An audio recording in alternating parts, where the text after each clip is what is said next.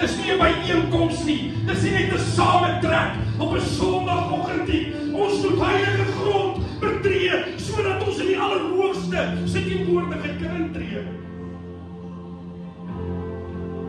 Ek bid vanmôre, Here, maak dit vaardig oor ons. Ek bid vanmôre, Here, U binnenkant maak dit vanoggend skeer dit oop vanmôre. Sny vanmôre teen die gees met die twee snydende swaard en verwyder daai gewasse, daai kanker, daai wat nie van U is nie vanmôre uit ons uit. Ek staan vanmôre oorgawe. Ek staan vanmôre, Here, en ek is so op 'n punt wat ek so opgewonde raak, want U is op die punt om iets te doen. Maar dit is soos op ons op 'n witplan kry, Here, dit gaan op en dit gaan af, dit gaan op en dit gaan af. Versterk ons, Here. Ons is swak, ons is mens. Maar ek bid vanmôre deur U Gees die woord sê, met my God spring ek oor 'n muur. En met my God hardloop ek 'n bende storm. En ek kom vanmôre en ek vra, Here, laat ons met U, laat ons met U, laat ons met U die wêreld betree. Ek gaan nie maak vir Januarie vir 'n nuwejaarsboodskap nie, my God, ek bid dit vanmôre. Ek vra dit vanmôre, ek smeek dit vanmôre aan die voete, Here. Maak dit los in ons. Maak hy honger los in ons, my God. Verander ons harte. Verander ons harte. Here, gee ons op, ek bid, verander my huis, verander my kar, verander my omstandighede, die gebed vanmôre op my hart is. Verander ons harte binne, Here. Here, heilig, wat so dof skyn, Here Jesus, help ons word. Ek bid vanmôre in die naam van Jesus, die naam bo alle name. Die Alfa, die Omega, U was hier, is in die saamtyd, dieselfde bly, Here, U sal nooit verander nie. Ek bid vanmôre die God van Jakob en Isak. Laat dit so wees soos wat dit was in die tyd van die woord. Laat dit so wees soos in Handelinge, Here, waar hulle saam getrek het. Waar die Gees soos die tong op hulle kon rus het. En hulle uitbeweeg en 5000 is op die dag bygevoeg. Ek bid vanmôre dat ons hier pragtig sal intree, Here, in die teenwoordigheid in. Ek bid vanmôre, Here, dat ons nie die gesig sal soek en nie die applaus van 'n mens nie. Ek bid vanmôre dat ons die teenwoordigheid sal soek bo alles, Here.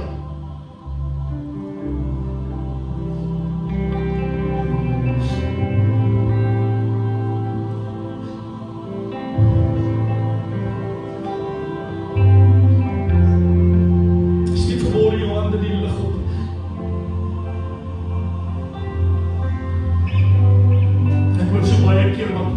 Kerke sê, as jy so voel, steek jou hande op. Ek sê jou vanmôre, dis bolg. Steek jou hande op, of voel jy sleg vanmôre. Al is hier op 'n plek wat jy sê, ek wil nie eintlik vanoggend nie sit nie. Al is jy vanmôre hier en jy sit en jy sit al met 'n kwade gevoel in jou binneste. Sê ek jou vanmôre, steek jou hande in die lug op. Maak vanmôre daai teken vir die Here en sê, Here, langer nie meer nie. Sonder U kan ek nie. Sonder U Gees wil ons nie, Here. Raak ons vanmôre aan, my God, dat ons anders hier sal uitbeweeg, as wat ons hierin getree het vanmôre. Suiwer ons vanmôre soos wat hierdie silwer en die goud suiwer. En gee dat die refleksie U sal wees altyd. Bo alles. Ek bid dit in die heilige naam. Raak ons vanmôre aan, God. Heilige Gees, bedien ons vanmôre. Raak vanmôre vaardig oor ons, Here. Moet ons nie los nie, my Here. Moet ons nie verbygaan nie. Moet ons nie miskyk nie. Gee my God, as ons gryp ons net aan die soem van die kleed, is dit genoeg. Is dit genoeg.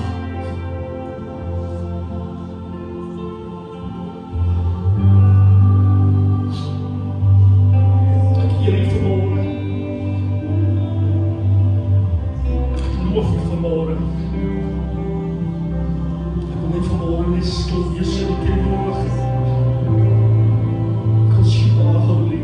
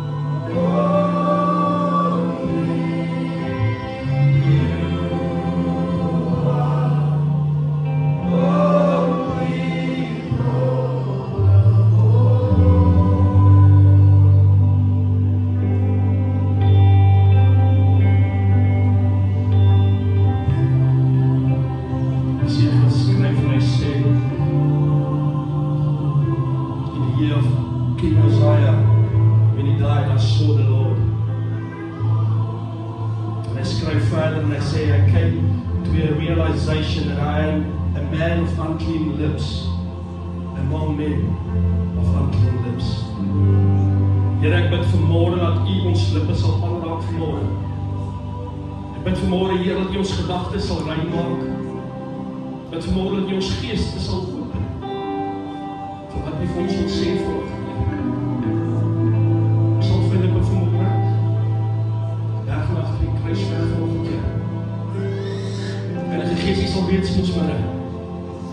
U sal reeds besig om te verander, U sal reeds besig om te werk. En ek bid vanmôre, verander ons. Verander ons denke, verander ons gedagtes, verander ons hele lewens, Here. Sodat ons in lyn sal kom met wat U vir ons gestoor het. Is my gebed vanmôre in die naam van Jesus. Die naam bo alle name.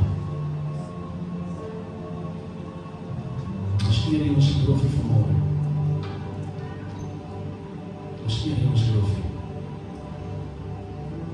Amen. Amen. Is die Here.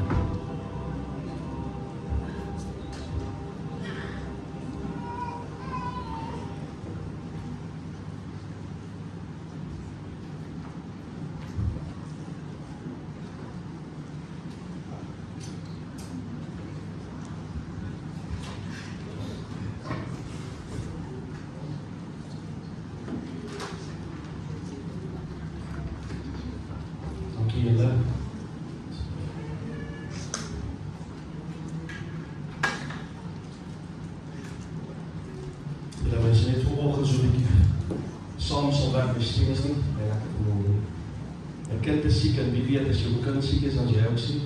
Ja. En hulle wil soen en hulle wil in jou arm lê en hulle wil wel gaan en gewoonlik kan. So op jou gogootjies op ons hoofd. Dis lekker vanmôre om in die huis van die Here te wees, amen? Amen. Amen. Kom maar. Here is goed. Dis ons wat val, God bly goed. Amen. He's on his throne, he will never change. He's the unchangeable God. He's the God, Lord Almighty. Everything He did in the past, He will still do in the future. The Word tells us, He says that in the end times, He will pour out His Holy Spirit, and it will be a mighty pouring out of the Spirit. And the young people, they will see visions. Come on, wie's reg vir dit? Wie's reg vir die tyd vir die heelman te breek? Wie's reg om huis toe te gaan? Nee, laat jou handjie sak, en ek wil jou sê vanmôre ons baie werk om te doen. Amen. Ons bly en ons lewe in 'n verlore wêreld. We live in a dark world. Kom aan, wie kan vanmôre getuig en sê wat jy sien rondom jou? Ons is nie, we are not oblivious to what's happening in the world. We're living in a dark, sinister. Is it sinister? Is it the correct word? Amy? Right, thank you very much. We live in a sinister world, full of darkness, full of evil. Everywhere, everything has been. The devil is involved in almost everything in the world. En dit is tyd vir ons om wakker te skrik. Dit is tyd vir ons om ons voetjies op te tel. En dit is tyd vir ons om in te tree in die werk en in die roeping met die Here van ons. Maar ek wil vanmôre sê, sometimes we feel so down. Sometimes we feel so left out. Sometimes we feel so depressed by ourselves actually, that we forget the bigger picture. We sit in valleys and we do not reach for mountain tops anymore because we see the mountain as negative and we'll rather sit around in the valley because it's too much effort to get your backside up and start lifting your feet and start ascending the mountain, because I want to tell you something, the view on top is beautiful. Ek het gister gesit ons en ons is in Graafrenet en ek ry 6 uur en ek gaan bid. Ek weet nie, dit wel is destination wie van julle al daar was nie. Want ek ry môreoggend, môreoggend, ek weet ek kon môreoggend ry, maar ek ry gisteroggend en ek sit daar so en ek sê, en ek gewoonlik het ek baie om vir die Here te sê. I'm normally, when I pray, I've got a lot to ask Him and I've got a lot to tell Him. But yesterday morning I sat and I just kept my mouth shut for a while. And the Holy Spirit started to speak to me. And He showed me something. He said, every one of us wants to be on top of the mountain. But have a look around. En ek staan op en ek kyk so 'n bietjie rond hier na 6:00 op die môre.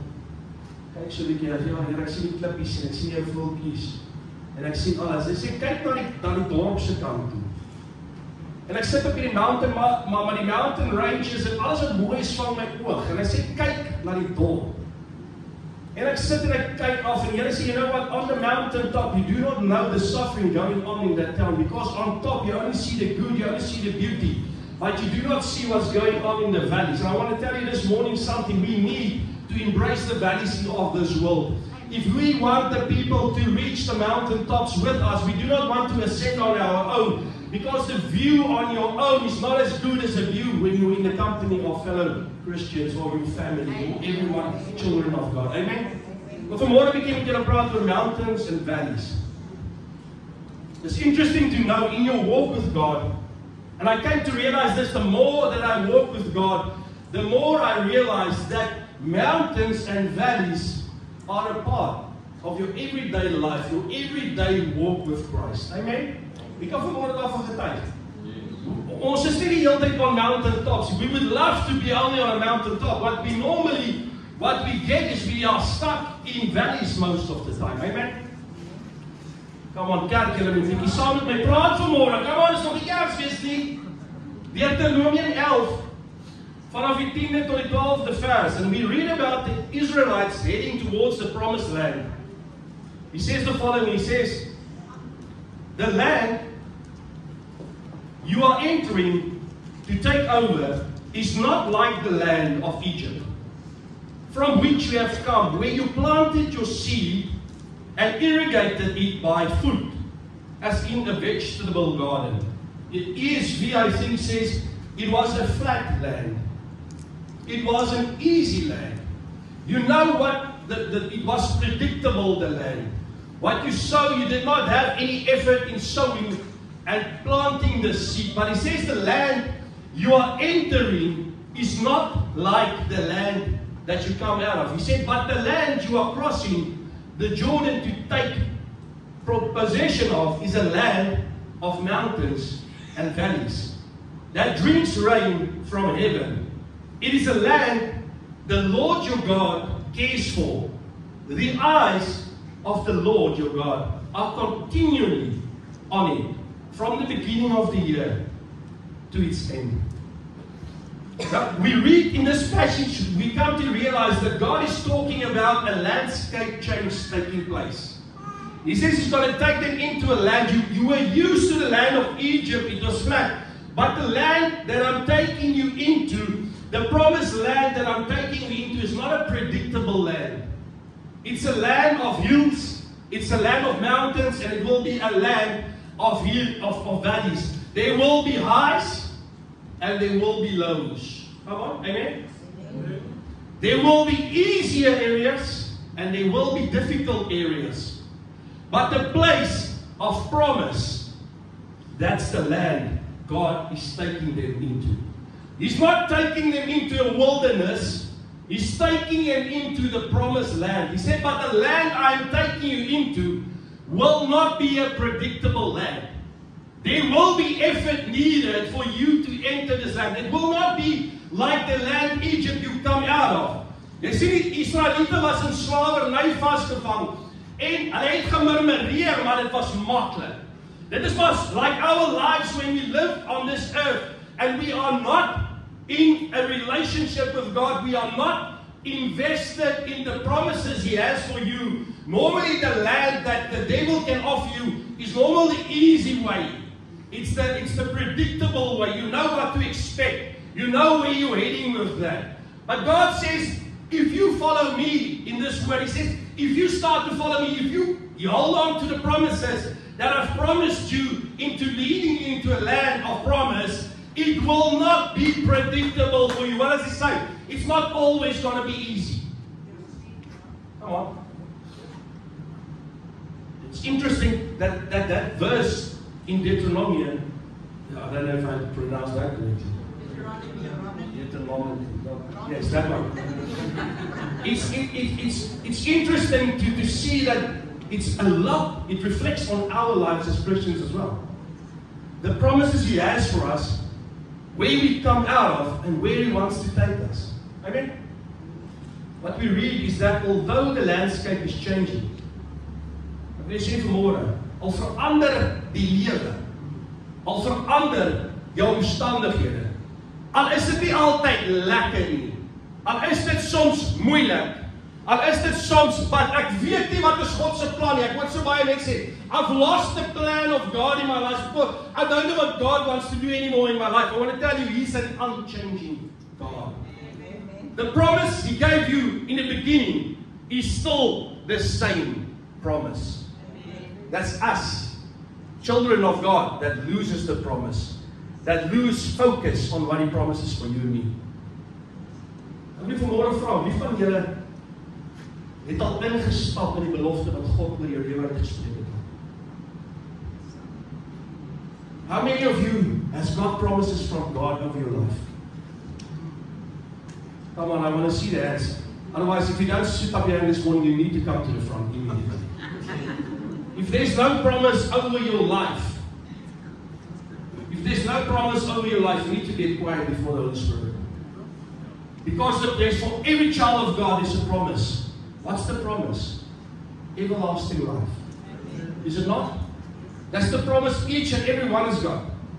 The closer you move to God, the closer you move to the Holy Spirit, the more you will come to realize the plan He has for you in completing the promise He has in store. Maak dit sin wat ek sê vanmôre? God does not change. We change. That verse tells us it's a land of high and it's a land of low. But what God is saying in the following verse, verse 12, He says, that doesn't matter what the area looks like, even if you are high or you are low, I will still provide for you. Hy sal nog steeds vir ons voorsien. Ek weet nie van julle nie, maar ek hou nie van ongelyke areas nie. I do not like uneven areas. You can fall, man. And I've come to realize the older you get, ek gaan nou nie sê nie, man. The older you get, the more you look out for where you are going. Ek weet hoe ouer jy word, jy kan nie meer die trappe uit hardloop nie. Ek kan nou van sê 2. But the older you get, you start to look for the handrail. You start to check the decline or incline of the stairs. You take your time to climb that stage. Everybody say, come on, come on. I'll take my time. I'm okay. Where's the handrail? Party van ons het 'n bietjie support nodig om bietjie te kan opgaan op daai trappies. Amen. We do not like uneven. It's like in life. Come on, ons moet môre eerlik wees. If life is easy, it's easy to praise God. Amen. When the bank is not on zero, it's hallelujah, amen, God is good.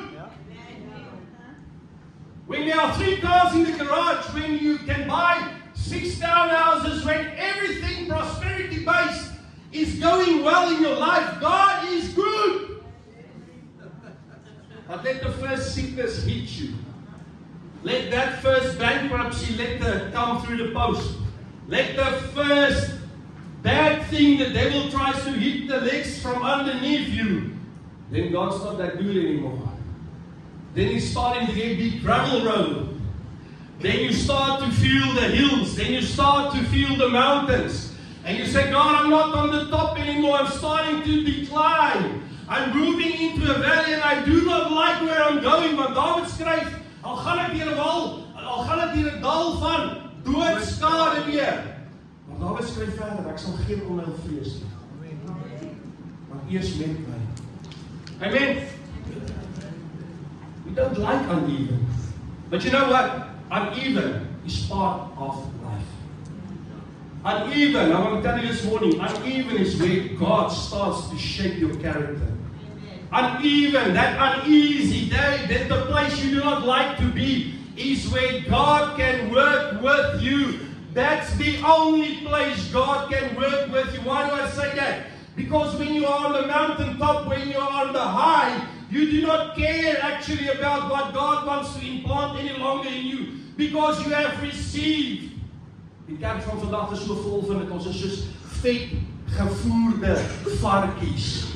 Ons is so spot belly pigs. Ons sit die stoele vol. We are so full on the gospel. But we do not realize the plan God has for us. Jy weet jy al gevoel as jy honger is, dan kan jy sal droë brood eet. Jy sal gras eet as jy regtig baie honger is. Maar het jy al gevoel as jy vol geëet is? As dit 'n Sondag lunch is, 3:00 die middag, en voorgereg, nagereg, hoofgereg, pudding, elke ding is in die lyf, dan is dit tyd om jou alleen te los, want kyk, jy's nou vol. Daar's nie meer 'n honger in jou mos nie. Amen. That's what happens when you're on the mountaintop. When you are so full of what you think God has in store for you. You only see the beauty and the lekker in life. Ek meen my bank is vol, alles is reg, my kinders is gesond. Maar laat die eerste kind swanger word. Oeps, dit was 'n oepsie. Laat die eerste kind verslaaf word. Laat die eerste kind sy lewe verloor. Laat die eerste kind vervalle word. Then we start to decline into valleys. You know, we as Christians, we are so negative these days. You know why? Because we do not understand the power of God any longer. We do not understand when we go down into the valley, that's the place where He is the strongest. Paul wrote, he said, when I am weak, you are strong. Interesting fact of the world is there are way more valleys than there are mountaintops. Did you know that? It's kind of obvious, but yeah. 24 to 27, between 24 to 27% of world area landscape is mountains. 70% and more is flatland valleys. You should think it should be 1 for 1. 1 mountain, 1 valley.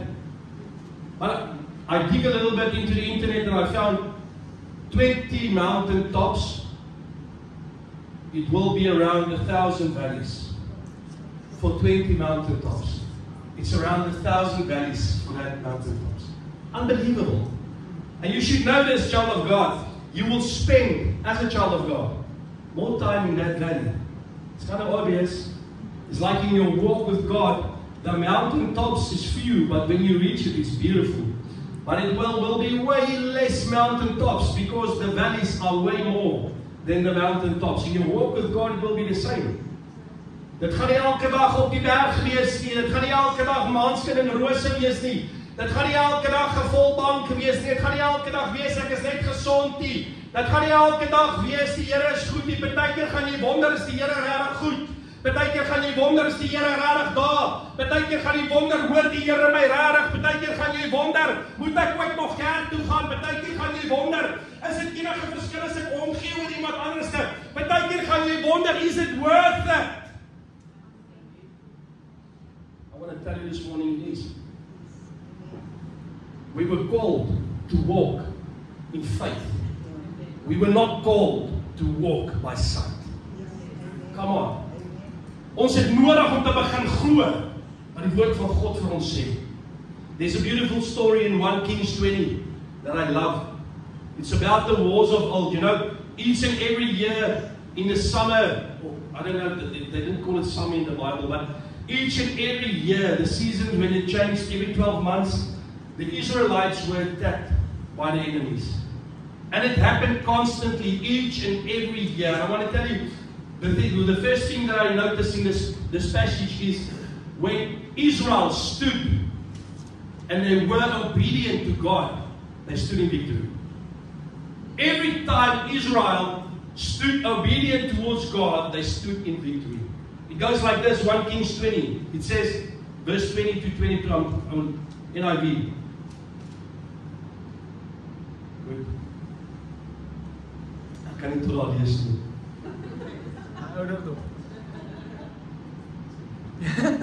And each one struck down his opponent. At that, the Arameans fled with the Israelites in pursuit. But Ben-Hadad, king of Aram, escaped on horseback with some of his horsemen. The king of Israel advanced and overpowered the horses and chariots and inflicted heavy losses on the Arameans. Verse 22, listen to this. Afterwards, the prophet came to the king of Israel and said, strengthen your position and see what must be done, because next spring the king of Aram will attack you again. I want you to listen to this piece. This attacks will not stop. The prophet tells them the attacks will not stop. They will come against you again and again and again and again. And the enemy will come against you year in and year out. Ek wil vanmôre sê kind van die Here, as jy een keer die mountaintop is ascended, die eerste victory wat jy oor die duiwel gekry het, beteken nie is nou done and dusted, it's been called for. It's nie 'n movie nie. The one fight is not the last fight. That's only the first one in a series of fights that's going to come. And it's not always going to be on the same territory. It will not be in the same seasons. It will not come from the same people. It will come from each and every place that the devil can find a crack the attacks will come from. He tells him, they will come up against you again and again and again, year in and year out. He tells them, look what's missing. Want gewoonlik, wie weet het, as jy deur so oorlog en met die vyand val, dan gewoonlik het iewers te skade gelei. Ek het of 'n verhouding seer gekry in, of iemand het ek seer teenoor mekaar gemaak, wat die duiwel deurgewerk het, of ek het in my geloof bietjie verswak, of iets het gebeur. Hy sê, look, what's missing? Kyk waar is jou swak plek. It's actually what it tells you. Look where the weak points are. Fix them. Because next year at this time, he will come up against you again. He wants to. But the enemy came to some bad conclusions regarding God. Is dit nie op maar wat die ou duiwel doen? He always comes out with some bad conclusions toward what God can do in your life. Die duiwel weet nie wat God in jou lewe kan doen en wat hy wil en gaan doen nie. The devil cannot read God's mind. The devil normally comes to bad conclusions regarding God. Amen? We know if we have bad assumptions of God, if you have bad assumptions about church, you normally come to bad conclusions. Oh, should have stopped. I want to repeat it.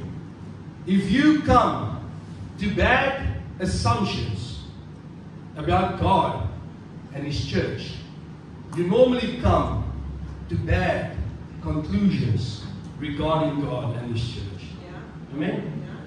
Wat julle wat ek sê? Yeah. And these Arameans, they made bad decisions when they came to the wrong thinking about the Word of God. Verse 23 tells us, meanwhile, the officials of the king of Aram advised him, listen to this, their gods are gods of the hills, the mountains. That is why they were too strong for us. But if we fight them on the plains, the valleys, surely we will be stronger than they.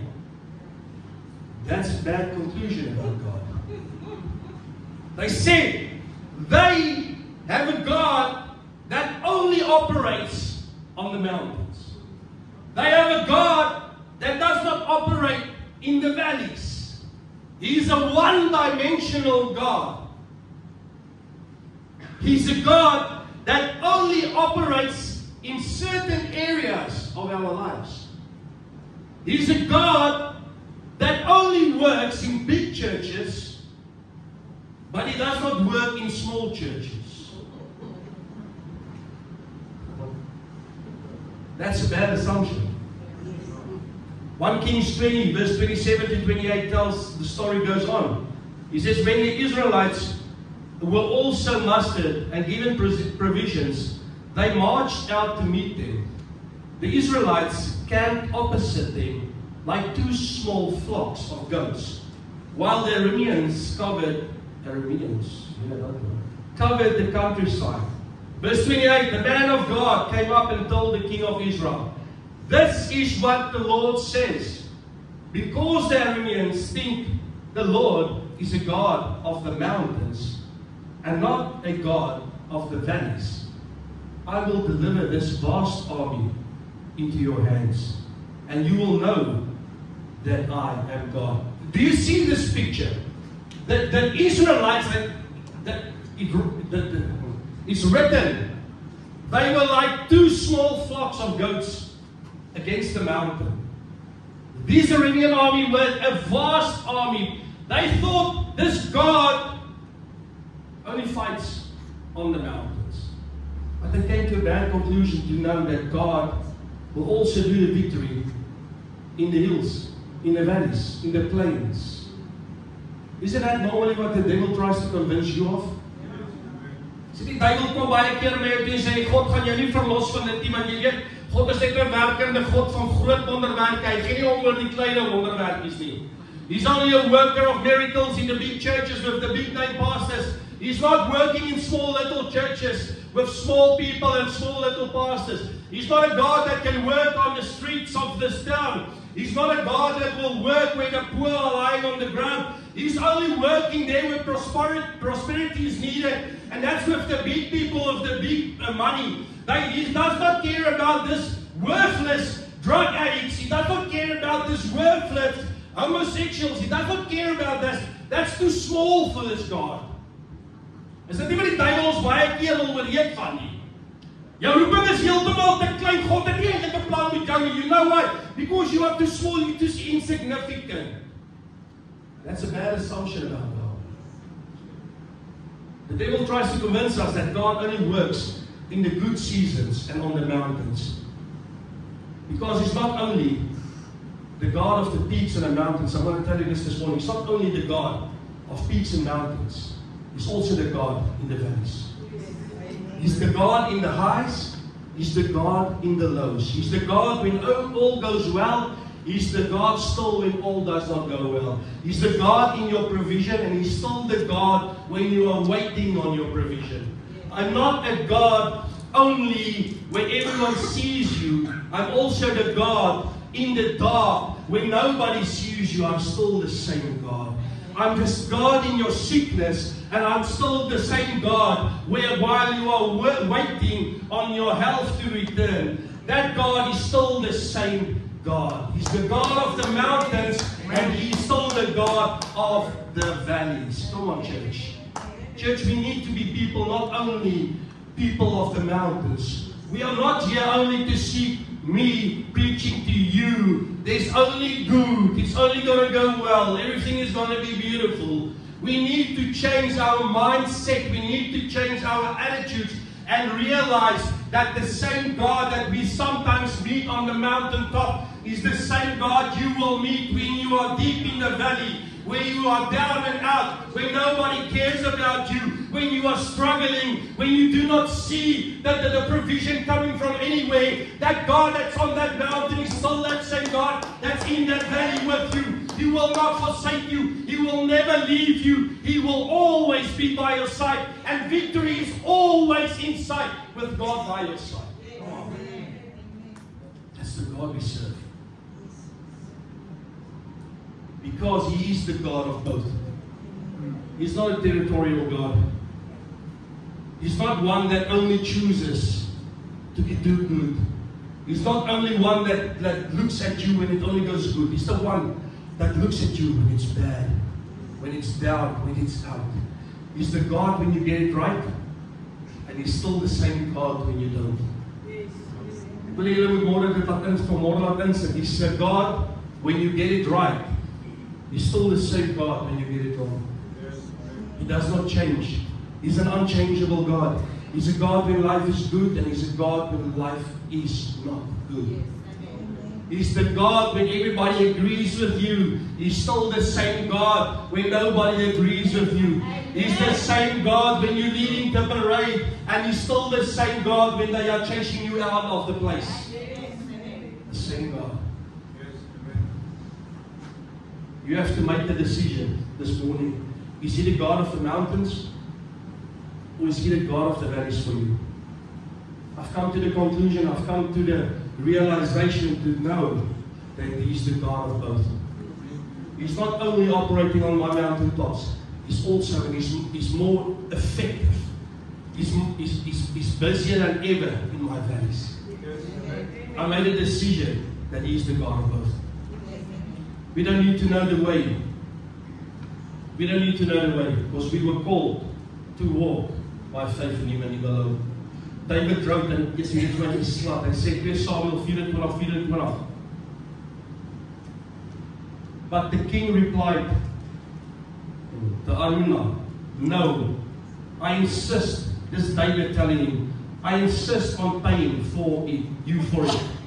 I will not sacrifice to the Lord my God burnt offerings that cost me nothing.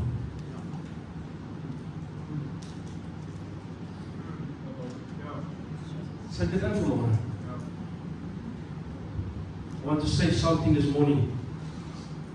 We sometimes need to not only be people of the mountains. We need to start looking for the valleys. We need to start looking, and we need to build a character with God in the valleys. For you to be able to be blessed with the mountain peaks. For you to be able to be blessed with the mountain tops. For you to appreciate, let me clarify this morning, for you to appreciate the summits, you need to indulge the valleys. You need to get comfortable in your valley. You need to seek for God in your valley. You were never meant to buy a house in the valley, but you need to seek the guidance of God in your valley. The 3 facts this morning concerning your mountains and your valleys. Kan ek dit vir julle sê? Ontvang julle iets vanmorgen? Is julle nog wakker vanmorgen? Kan ek 'n amen hoor vanmorgen? Hallelujah. Number 1. Mountains and valleys are part of all of our lives.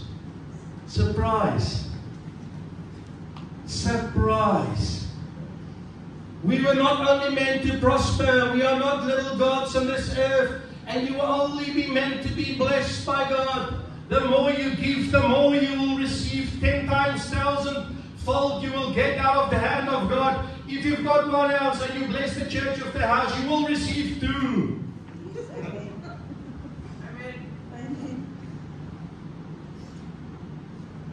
Can I prophesy to you this morning? I've got a word for this church. I've got a word. I see mountains in your future. Amen. Master. I see mountain peaks in your future. I love this pastor. I love this church. I see God using you in high ministry positions. Woo! Preach it, pastor!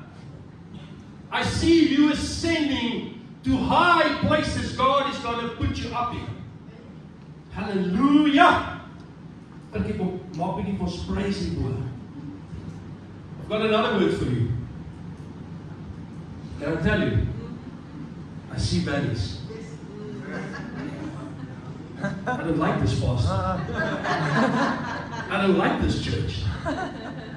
I see hard times. I see mountains and I see valleys. Because you know why? We do not serve only a God of the mountains. We also serve a God of the valleys. And the same God that's on the mountain is the same God that's going to provide in the valley. We will go for mountain tops, but you will go way more valleys before you reach a summit in your life. I want to tell you this morning, and I want to give you this word this morning. The God that's there in your good times is the same God that's going to be in your bad times. And bad times is on your path. But the way that you handle it should be through God and God alone. Come on. Number 2, God is a God of all terrains. No terrains, not you today. He's a God of all terrains. He's not a one-dimensional God. He's the God that's still there when your name is recognized And it's still the same God that's there when your names are in the shadow. The same God. All of us have favorite seasons. We love the highs. We love higher highs. We love provision. We love the anointing. We love to be where everything is only going good. We love it when the favor is on our lives. We love it. But listen here. God is not better in one than He is in the other. God is not better in one than He is in the other. Because God cannot get better. Well, no, do it still. If God, listen to this, if God could get better, listen to this. There should have been a time where God was not that good. If He could get better, there was a time He was not that good. And the Word tells me He is the same yesterday, today, and tomorrow. So God cannot get better. He's always been good. So He's always the same in your good times and in your bad times. He is still the same God. He's still a good God. He will always be a good God. He's never changed. Amen. The Word says He's the same yesterday, today, and tomorrow. The enemy will tell you that God is better on the mountain and He's not as good in the valley. But that's a bad assumption. That's the same bad assumption the Assyrians made. Because God is a God of all terrains. He's not a one-dimensional God. Number 3. Is it reg?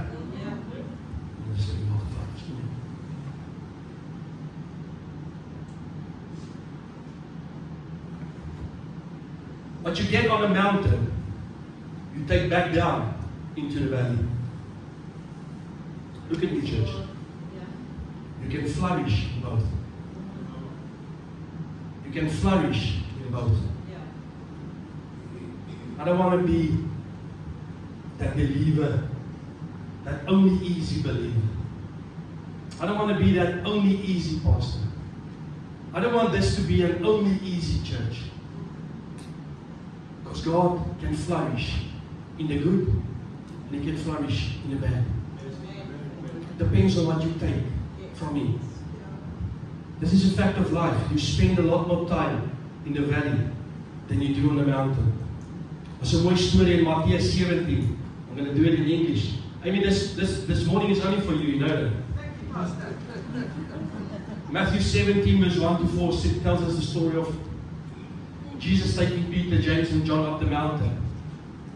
It goes like this. It says, after 6 days, Jesus took with Him Peter, James and John, the brothers of James, and led them up a high mountain by themselves. There was a transfigured before them.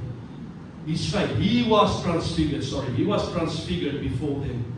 His face shone like the sun, and his clothes became as white as the light.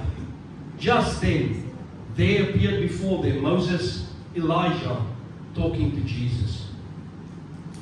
What an amazing place to be. The glory of God has descended on that mountaintop. I mean, Moses is there. Elijah is there. God is speaking out of the cloud and says, this is my begotten Son. Listen to what He's saying. The anointing on that mountain was so tangible. Don't we love it when God is tangible in our midst?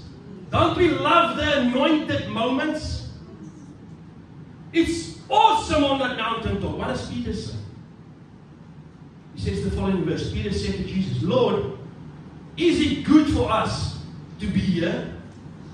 If you wish, I will put up 3 shelters. One for you, one for Moses, and one for Elijah. What does Peter say? It is good to be here. It's good to be on the mountaintop. Woo. It's good to be in the presence. It's good to be where you are anointed. It's good to be in the provision.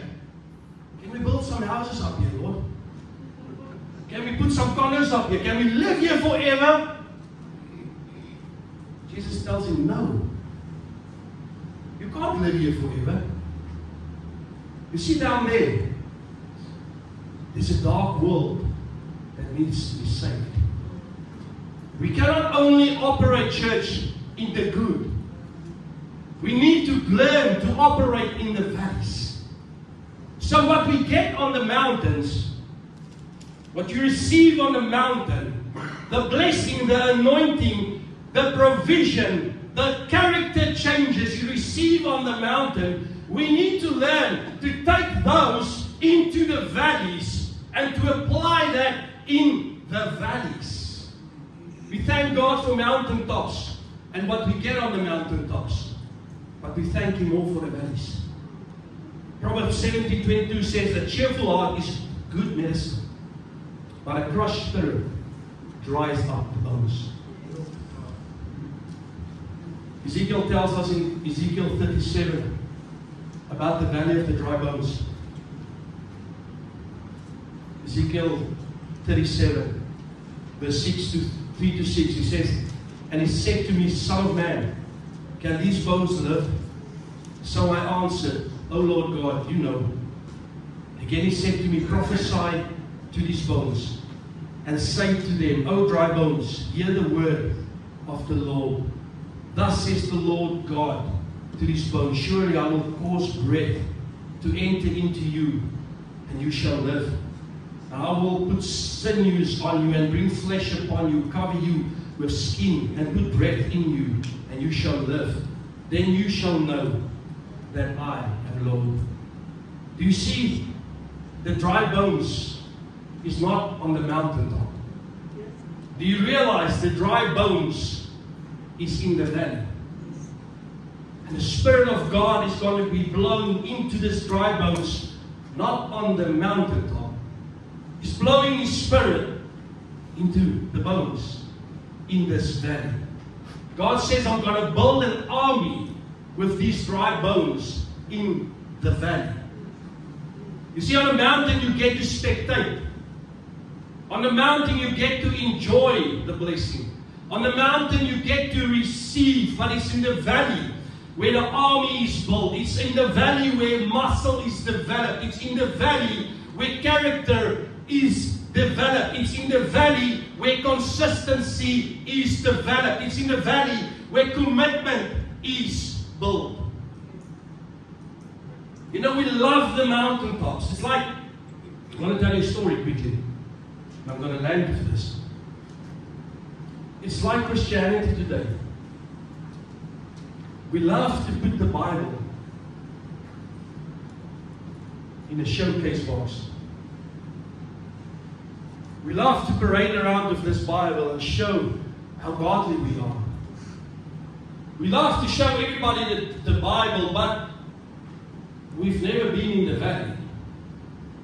You see, that Bible is so covered up. There's no dust. There's only dust on that Bible. There's no crinkle in the paper. You see, we love it on the mountaintop.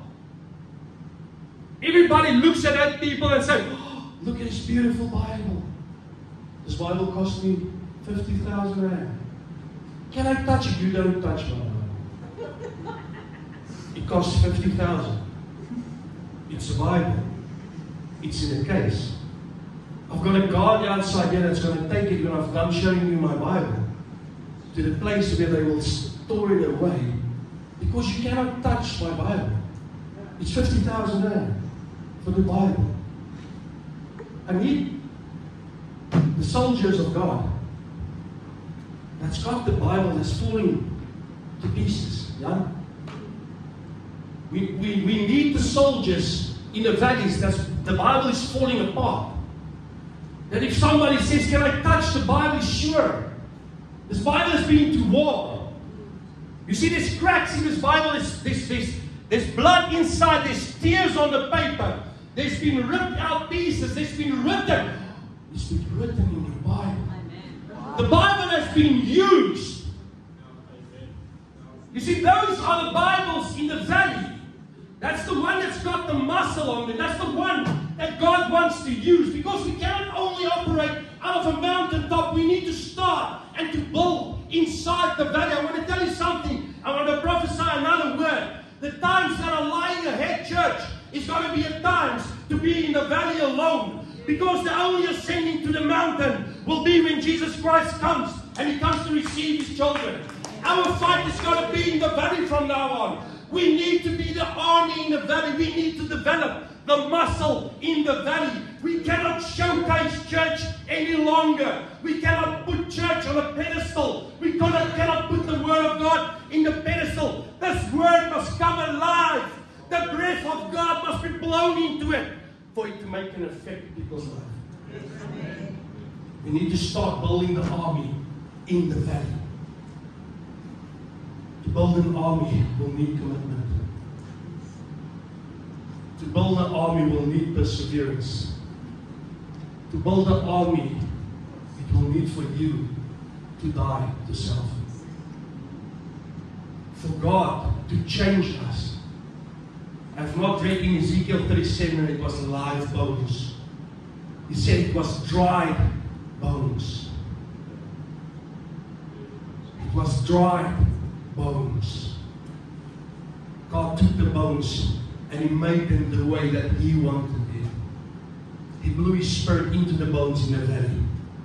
Ek wil sê vanmôre, die tyd om op te staan, die tyd wat die Here ons kan gebruik vir 'n dag soos vandag, is come, do not come in here seeking a wonder for your change in your life. Come in here hungry for God.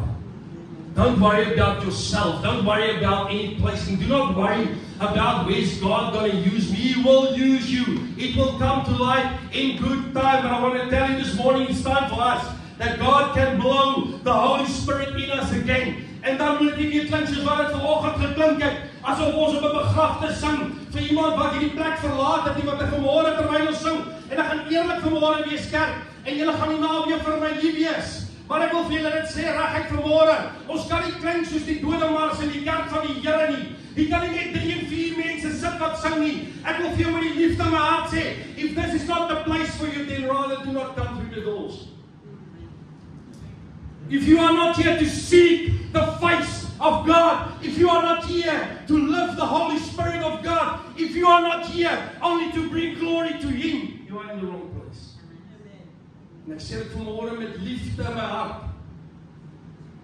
Ek sê dit vanmôre met liefde want ek is lief vir julle. We need to seek Him. You know, long enough we've been seeking only for mountaintops. Pastor, what's the way to the mountaintop? What's the way to the peak? What's the way to summit this mountain? I want to tell you this morning, why do you ask me? I'm on my own way up the mountain. I need an army.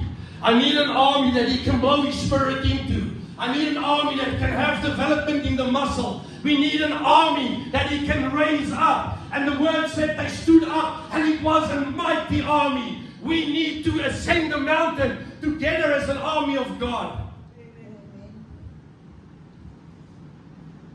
He's not only the God of the mountain. He's the God of the valley. And what we get on the mountain, we need to take into this valley of this lost world. And we need to start applying it to Him.